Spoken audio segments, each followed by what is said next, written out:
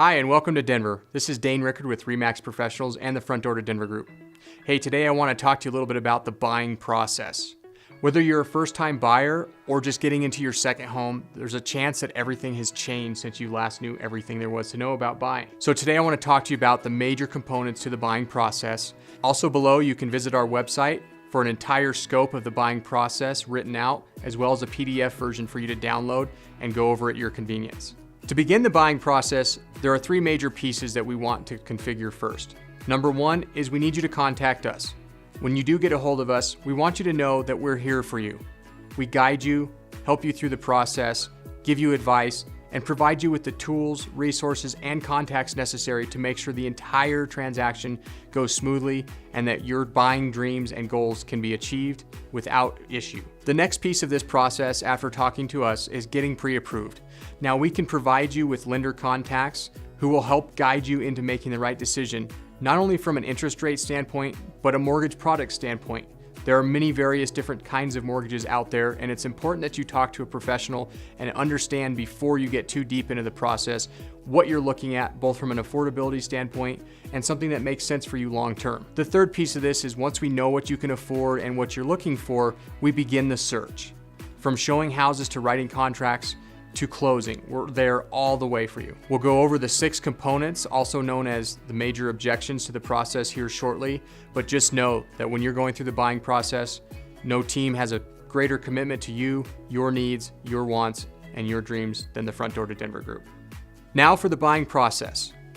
Once we get under contract on your home, it's important to know that there are 6 major components to this process. We also call these objections. Ironically enough, even though they're called objections, these are all subjective to you and your interpretation of how these work. This is what protects you and ensures that you have minimal risk throughout the process and that you're getting the right home for you before it's all said and done. To start out the process, you have 2 major components that happen within the first week to week and a half. Number 1 is your inspection. In the state of Colorado, there is no such thing as a pass-fail inspection. You actually have the subjective right to go back through the inspection, look for things that are wrong with the home, and ask the seller to either fix items, or if things are so far off that you don't want the house, you have a right to back out and get your earnest money back. At the same time we're going through inspection, we also have a title company. In some places it's also known as an escrow company that is working on all of the title work. They're getting you the HOA documents and anything else pertaining to the actual transfer of the property that will eventually go into your name. Now during this process, we have a chance to review all of these things. Whether it's the HOA documents or the title commitment, we want to make sure that everything from this property can be transferred without issue, without lien, and without legal claim that will affect you down the road.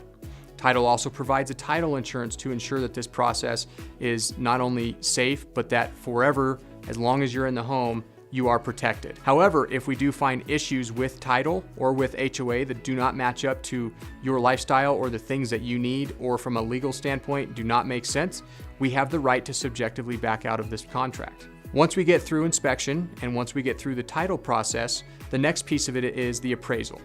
Now, most buyers don't order their appraisal until we're through inspection. The reason we do this is because it can save you the money from paying for an appraisal if something should come up that will seriously negatively affect you to where you would back out before the appraisal happens, and then you're not on the hook for the money. The appraisal process can be a little daunting. For most people, what they don't understand is that the appraisals are actually ordered through what's called an appraisal management company through the lender. We don't have control over who the appraiser is, and sometimes we don't have control over their calendar and when they're available to get out to the property. This can make it a little bit of a tricky process. Now, it's important to understand that appraisers don't always look at things the same way a buyer and a seller do, or even a real estate agent.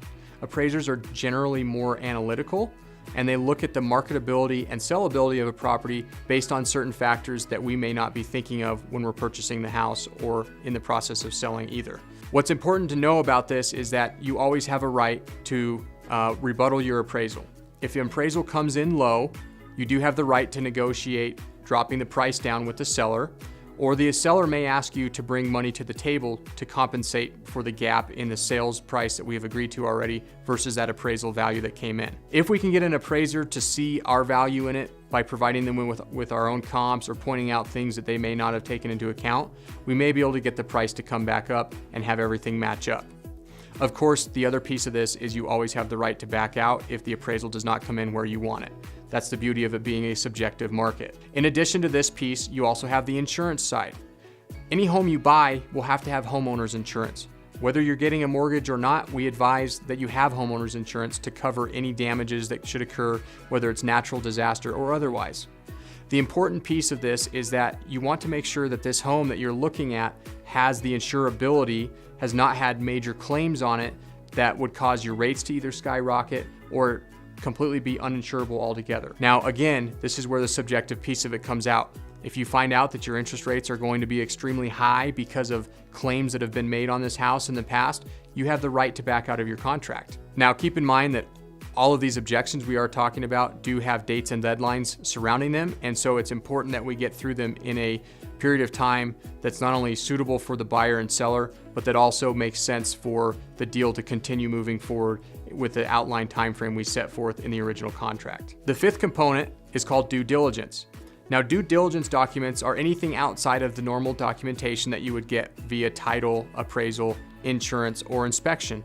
This could include things like leases on solar panel systems, leases to tenants in the home that you would maybe be taking over for somebody, or anything else relative to the home that is not included otherwise. Once we get through all of these pieces, then you have one final objection to get through, and that's your loan objection. Your lender will take into account all of the items that we've already gone through, from inspection to appraisal to insurance to title, and then they put everything together and make sure that your loan fits, matches up, and then of course that your debt to income ratios and income and all of that makes sense for them to approve this loan. You have to remember that a lender is making a risk by putting a loan out there, and that's why they charge an interest rate and they charge certain other fees that go along with this. It's out there to protect them. However, you do have the right to subjectively object to your loan if you find out by the end of this that your payment is either going to be too high or if you just outright can't afford it. But assuming that we know all of these things are going to be good and assuming that we can get through this process, your sixth piece is called the loan objection. So once we know that your loan is approved, the next steps are for the lender to get the closing package to the title company. The title company will prepare your closing documents. We meet for closing, sign everything that we need to sign, and voila, you have your new home. So if you or anyone you know is thinking of buying in the Denver market, please give us a call, visit our website to find out more, or email us today. We're happy to help answer any questions, and our consultations are always free. We'd love to meet with you and help guide you through the buying process. Thank you so much. Have a great day.